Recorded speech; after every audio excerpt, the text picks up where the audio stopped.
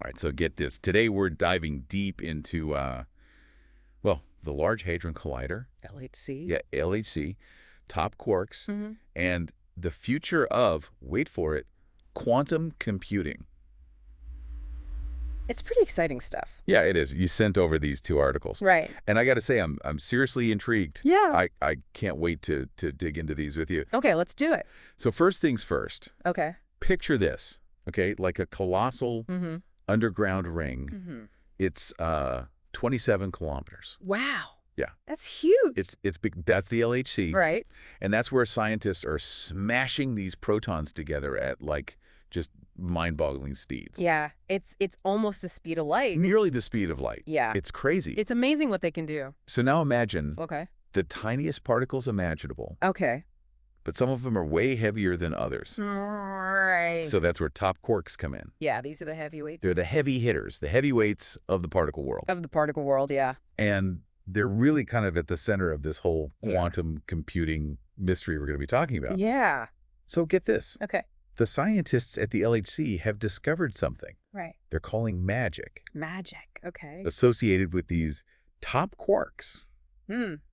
Now, I know what you're thinking. Like, we're going to start brewing potions here. Yeah, it sounds a little hokey. It does sound a little hokey. It's really not. But trust me, this is even more exciting than brewing potions. Yeah, it's really quite fascinating. Okay, so tell me, break this down for me. Okay. Magic, I mean, what is... So, I mean, I know it's a term that might bring up images of, pulling rabbits out of hats. Yeah, exactly. Like that.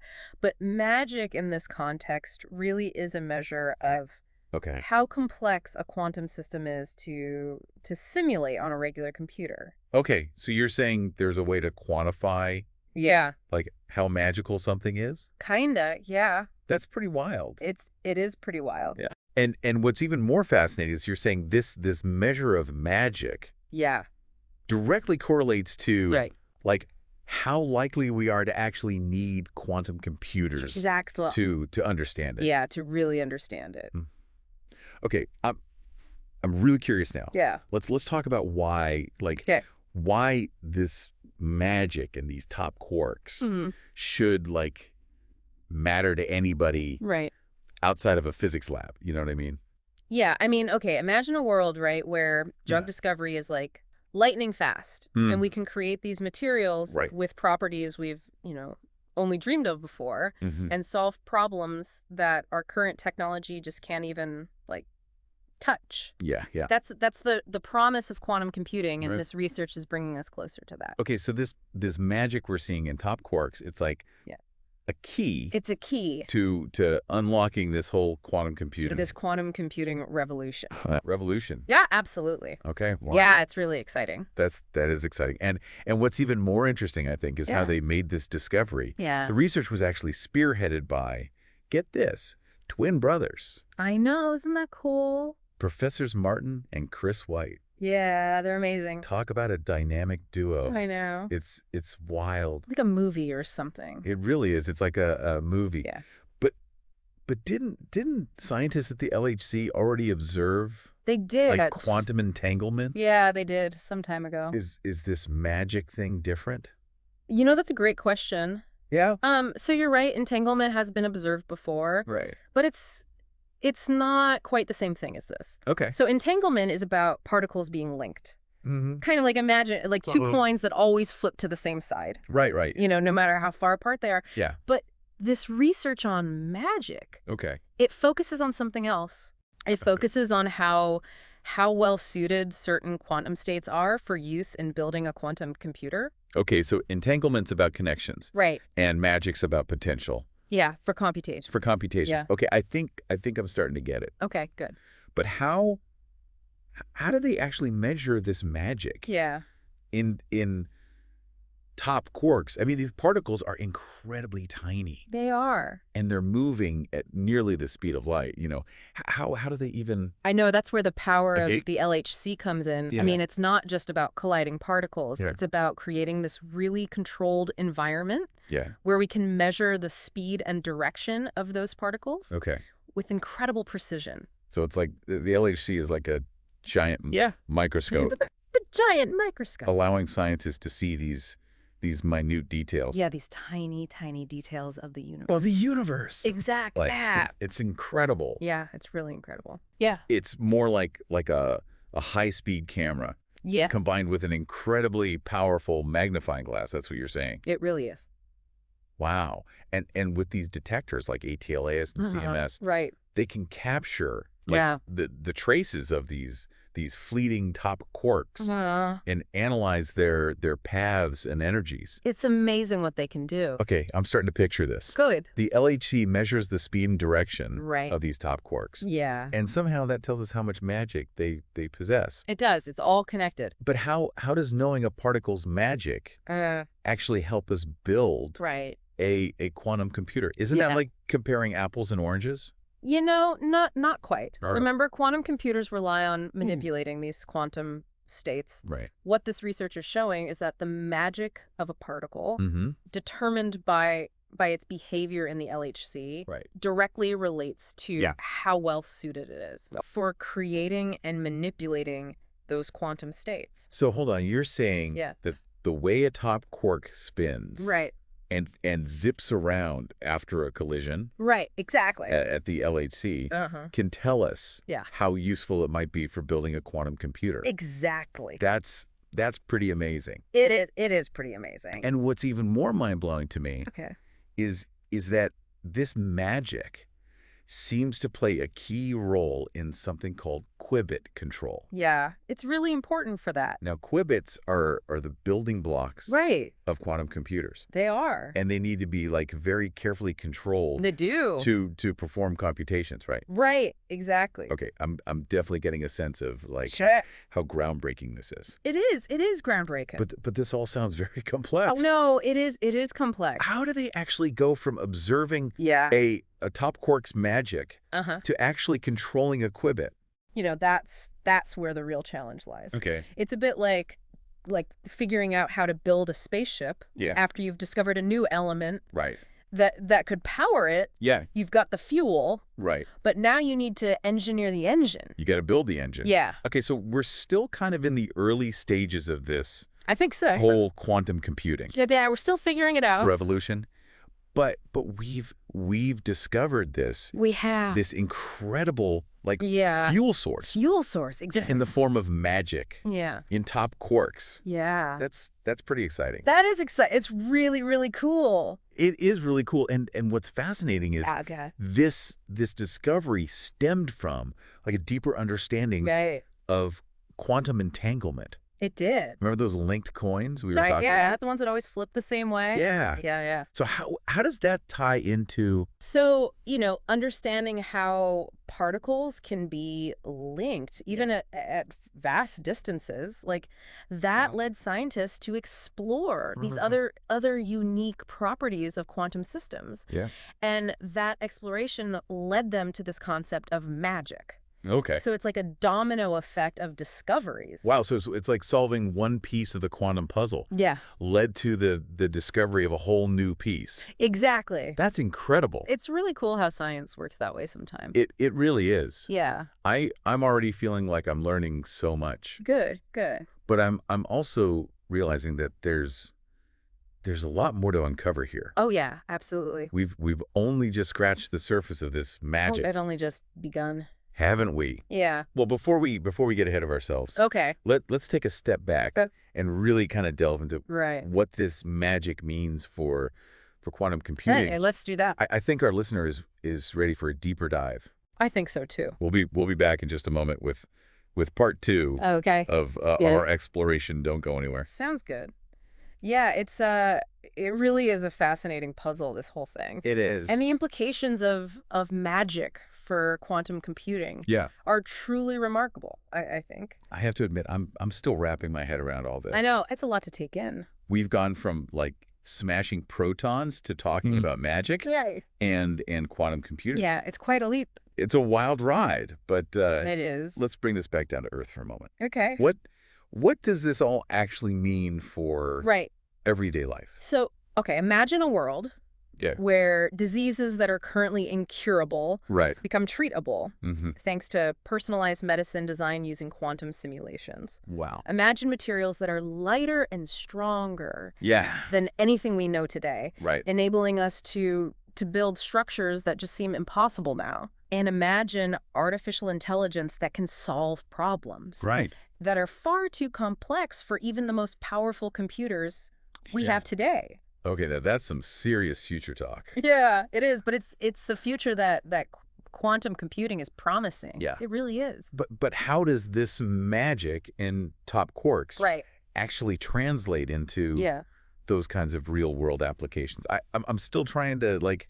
It is a leap, but it's a leap grounded in science. Okay. So remember the magic we're talking about? Yeah. It's all about how easily we can manipulate a particle's quantum state. Right. And those quantum states are the foundation of qubits, the building blocks of quantum computers. Yeah. So the more magic a particle has, the easier it is to control its quantum state, and the more effective it is as a qubit. So the more magic a particle has, the easier it is to control. It's like having a finely tuned instrument for playing the music of the quantum world. I like that analogy. It's a good one, yeah. So the more magic we can observe and understand, the closer we get to building these powerful quantum computers that can revolutionize. Yeah, revolutionize entire industries. Whole industries. Absolutely, yeah. It's amazing how something as fundamental as particle physics can have such a profound impact on it really does our lives. It really makes you realize how everything's connected. It really does, and it really underscores the importance of investing in scientific research. Yeah, basic research is so important. Even if the applications aren't immediately apparent. You never know where the next breakthrough is going to come from. That's very true. Yeah. Yeah. Speaking of which, we've talked a lot about the LHC and these tiny particles.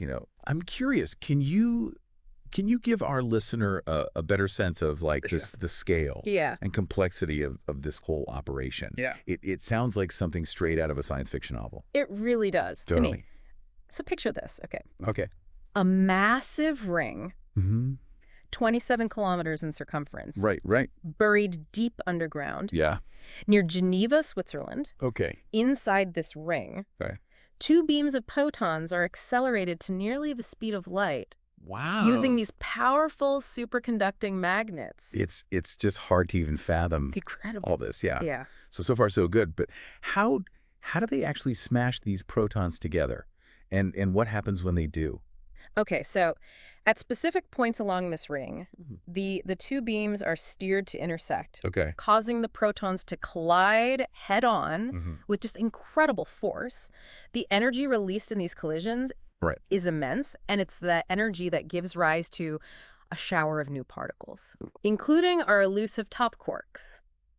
It's mind-boggling to think about all this happening. It is. At such a tiny scale. I know. At such incredible speeds. Yeah, it's hard to wrap your head around it. It really is. But to capture and analyze the aftermath of these collisions, scientists have built these massive detectors around the collision points. Yeah. These detectors, like ATLS and CMS, are truly marvels of modern technology. Yeah. They're like giant, highly sensitive cameras that can capture the fleeting traces of these particles. So it's like the LHC is like a giant particle factory. Okay, yeah. And these detectors are like the quality control inspectors. That's a great way to think about it. Making sure we know exactly what's being produced. Yeah, they're making sure we're not missing anything. Okay. So the detectors record the paths, energies, and other properties of the particles created in the collisions. Right. And then this data is analyzed by scientists from all over the world.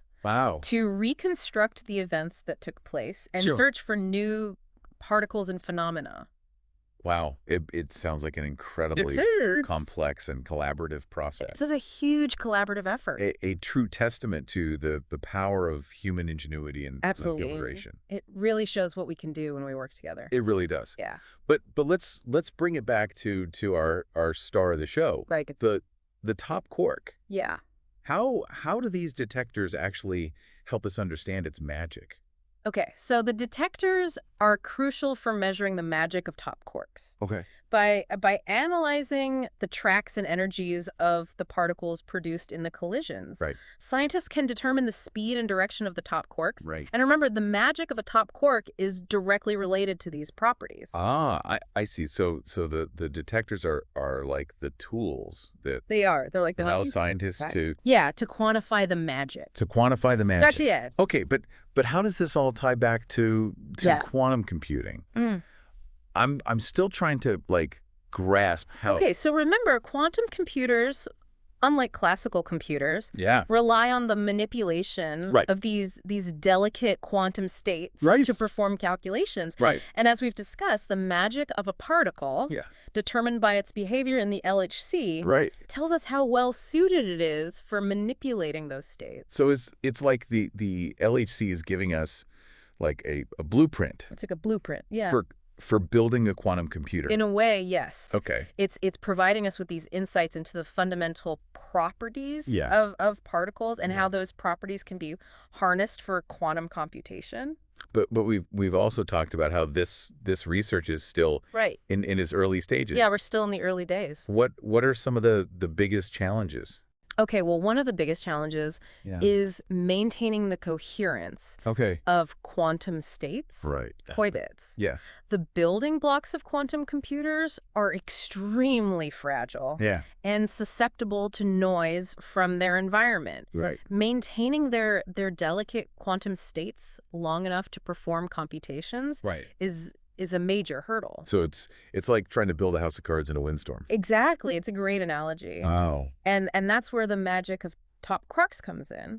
By understanding how to control the magic of these particles. Yeah. Scientists hope to develop techniques for manipulating qubits more effectively and protecting them from decoherence. It sounds like there's still a long way to go. There is a long way to go. But the possibilities are truly they're mind-boggling. They really are. They are. If we can overcome these challenges. Right. Quantum computers could revolutionize fields like human medicine, materials science, artificial intelligence. Absolutely. It's like we're standing on the edge of a near technological era. Yeah, it's a whole new era. And this magic in top quarks is one of the keys. It's one of the keys to unlocking its potential. Absolutely. But we've been talking a lot about the science. Right. I'm curious about the human side of this story. Okay. The research was led by twin brothers. I know, it's fascinating. Professors Martin and Chris White. Yeah. Do you have any insights into their work?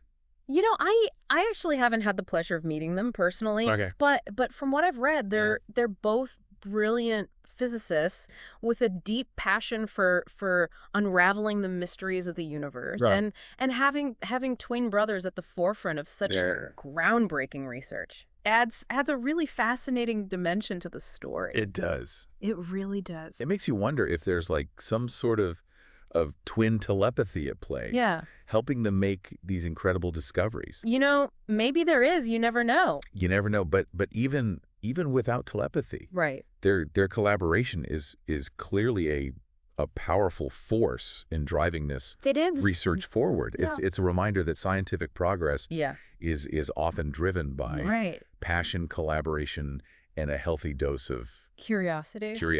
Yeah, you got to be curious about the world. You got to be curious. Yeah. Speaking of curiosity, let's shift gears for a moment and delve into the distinction between this magic property and the concept of quantum entanglement. Okay. We touched on this earlier, but I think it's worth revisiting. I think so too. And a little more. Just unpack that a little bit more. Yeah.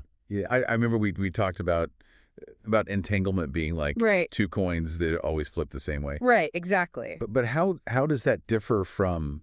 So quantum entanglement is this fascinating phenomenon where two particles become linked or correlated in such a way that their fates are intertwined, even when separated by large distances. Right. So if you measure the state of one entangled particle, you instantly know the state of the other. Right. Regardless of the distance between them. So it's like having this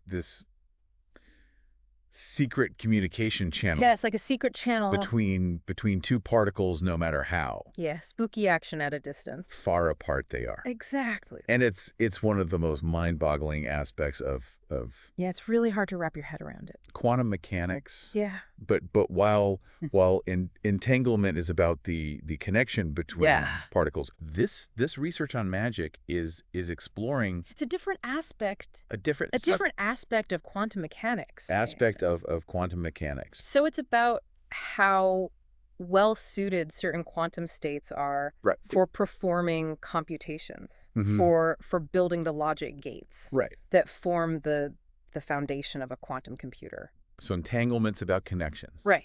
And magic's about... potential for computation. Yeah, it's like we're building a new language, a new set of tools. Yeah.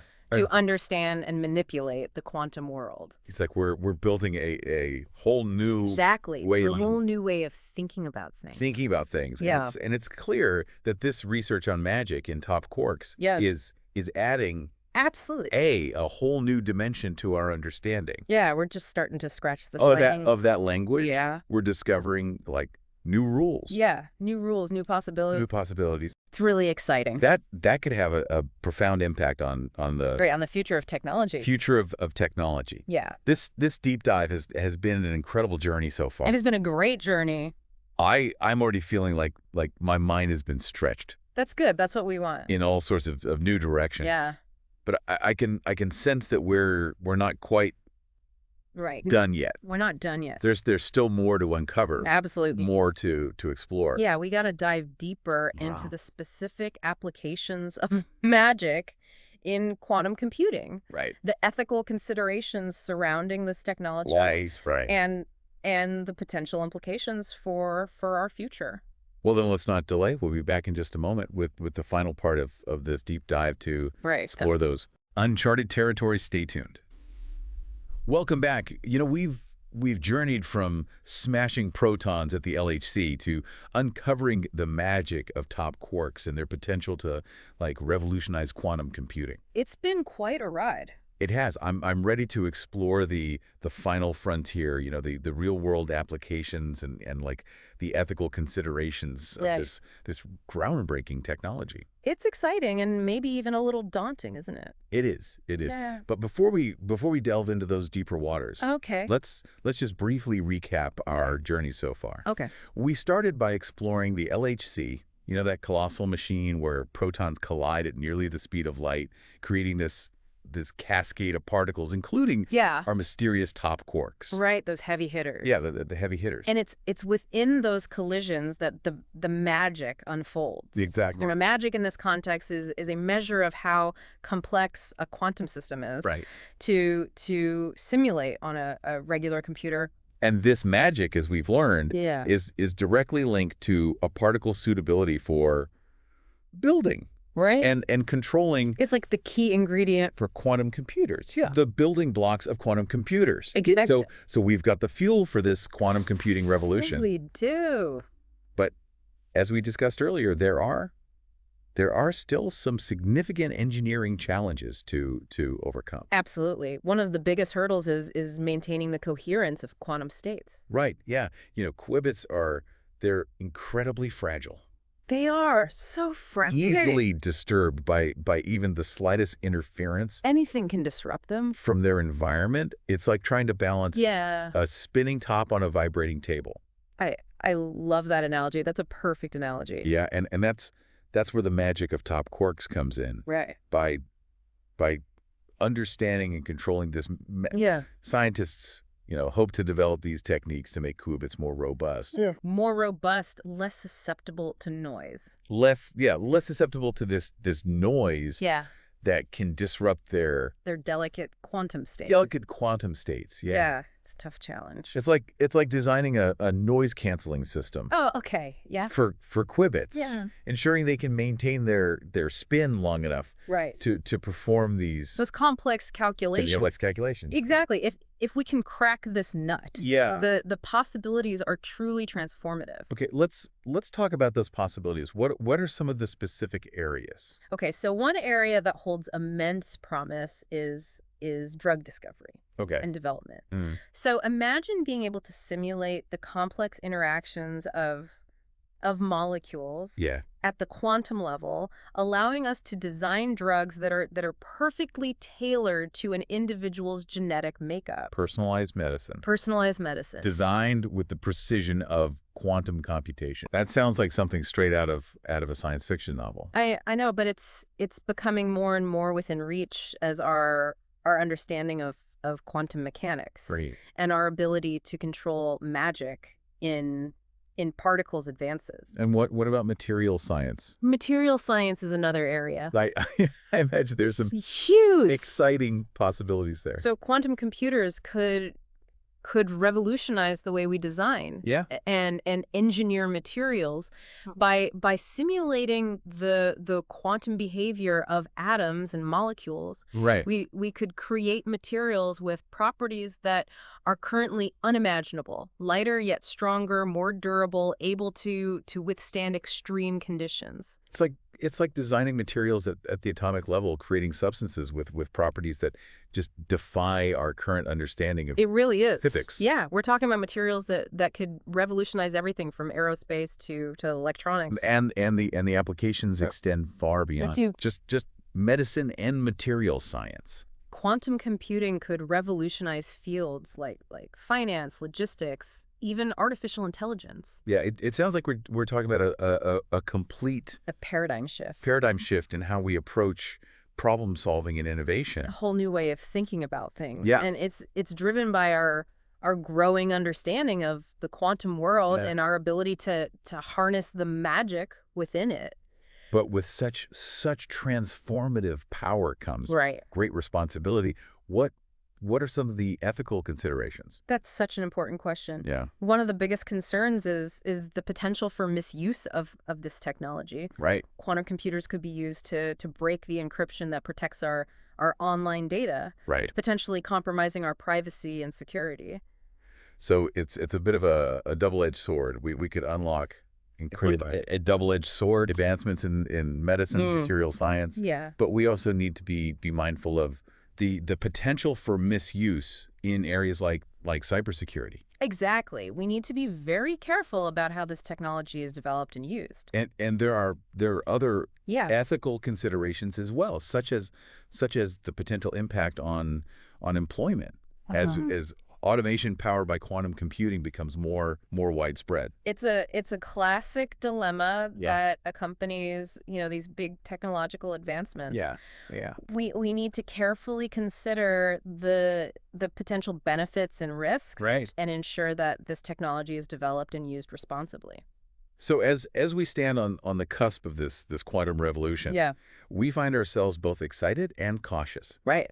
Filled with both wonder and a sense of responsibility. It's natural to feel that way. We're peering into a future that holds, immense potential for good, but also the potential for harm if we're not careful. It's a reminder that science and technology are not just about discovering new things, but also about understanding their implications and using them wisely. Well said. As we conclude this deep dive, I think it's important to emphasize that we've only scratched the surface of we've just started this fascinating topic. Yeah. There's much more to explore, much more to learn about the magic within. Yeah, the magic is still unfolding. Top quarks and the potential of quantum computing. It's a journey of discovery. It's been an incredible journey. It has. And I'm already eager to dive into the next chapter of this. I know, me too. Unfolding story. Yeah, who knows what other wonders await us as we